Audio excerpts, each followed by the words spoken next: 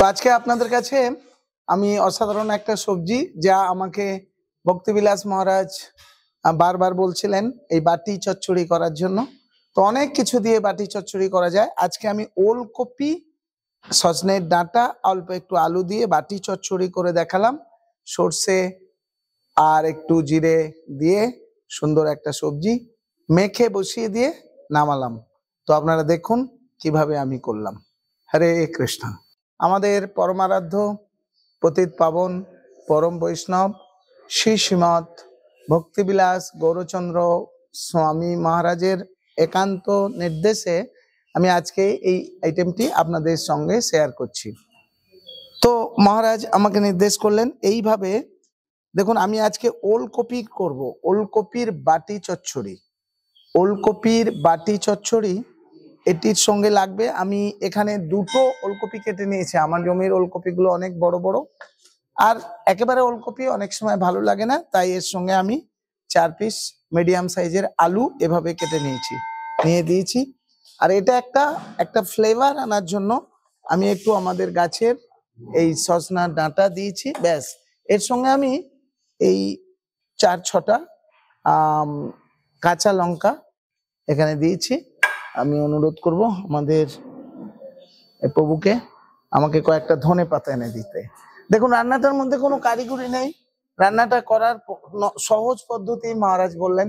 আর মহারাজ আগে এটা করতেন এবং আমাকে বলেছিলেন, আমি আগেও বানিয়েছি, তো আপনাদের সঙ্গে শেয়ার করা হয়নি। দেখুন, দুটো বড় সাইজের ওলকপিগুলো এখনো কচি আছে, এই বড় বড়। তো ওলকপিগুলো আমি নিলাম, আর ওলকপির মধ্যে আলুগুলোও দিয়ে দিলাম। দেখুন, আলুগুলো দিয়ে দিলাম। এটা কোনো ভাজা ভুজির ঝামেলা ছাড়াই এই ওলকপিটি সুন্দরভাবে রান্না করা যাবে। তো এখন দেখুন, আমি এর মধ্যে দিয়ে দেবো একটুখানি লবণ। এটার মধ্যে আমি দিতে পারি 1 চামচ লবণ দিয়ে দিলাম, আর একটুখানি দিচ্ছি, একটু লবণ দিয়ে দিলাম। সাথে সাথে আমি একটুখানি হলুদ গুঁড়ো দিয়ে দিলাম, 1 চামচের মতো হলুদ গুঁড়ো দিয়ে দিলাম। দেখুন, এখনো কিন্তু আমি গ্যাসটি জ্বালিনি, আপনারা লক্ষ্য রাখবেন গ্যাসটি এখনো পর্যন্ত অন করিনি। আর এর মধ্যে আমি 2 চামচ জিরের গুঁড়ো এভাবে ছড়িয়ে দিলাম। এই জিরের গুঁড়ো ছড়িয়ে দিলাম। দেখুন, হয়ে গেল আমার আইটেমটা। এখন আমি এর মধ্যে একটুখানি দিয়ে দেবো সরিষার তেল, একেবারে টাটকা সরিষার তেল, সর্ষে থেকে ভাঙানো তেল। এটা বাজারের গুলো অত ভালো হয় না। আমি এখানে দিয়ে দেবো, আপনাদের একটু মেপে দেখাচ্ছি, 1 টেবিল চামচ সরিষার তেল আমি এর মধ্যে দিয়ে দিলাম। দেখুন, এতটা সরষের তেল আমি এর মধ্যে দিয়ে দিলাম, মাখিয়ে দিলাম। এটা একটু ঝাড়িয়ে দিলাম। এর মধ্যে আমার এখানে সরিষা একটু গ্রাইন্ডিং করা আছে, একটু সরিষা এর মধ্যে দিয়ে দিলাম। গ্রাইন্ডিং করা সরিষা এর মধ্যে একটু দিয়ে দিলাম, দিয়ে এটা হাত দিয়ে নাড়তে থাকলে, এভাবে নেড়ে নেড়ে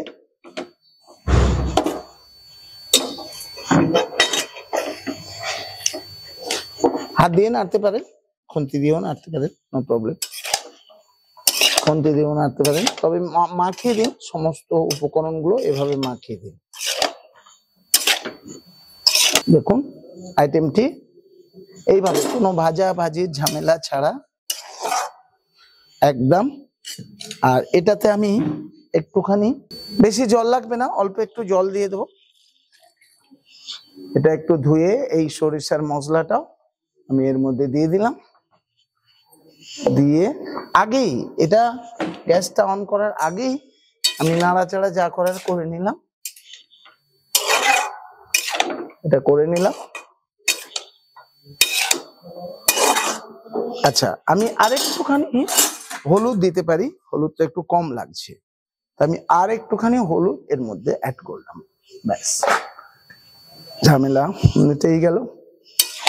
দেখুন কত সুন্দর একদম কাঁচা সবজিটি, এখনই মনে হচ্ছে সবজিটি হয়ে গেছে। অসাধারণ একটা কালার, মহারাজ খুব লাইক করে। একদম আমরা তেলে ভাজি করে সবজির স্বাদগুলো সব নষ্ট হয়ে যায়।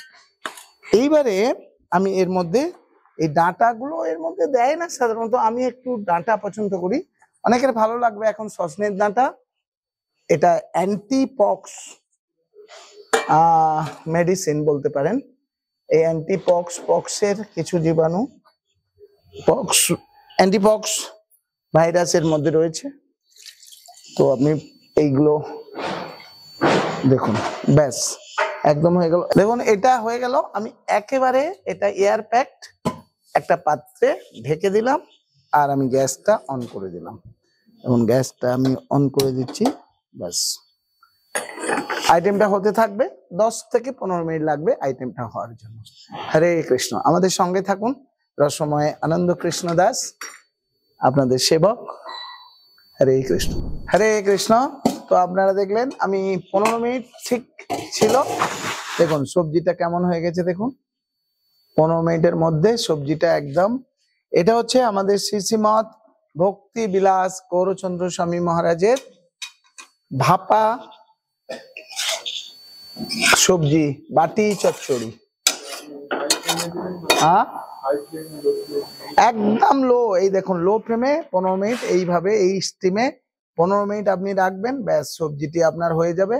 এটা আমি এখন অফ করে দিলাম, আর এটা আমি ট্রান্সফার করে দিলাম। দেখুন সবজিটা প্রসাদের সময় দেখবেন কি অসাধারণ সবজি, মুখে লেগে থাকবে, একবার খেলে মুখে লেগে থাকবে।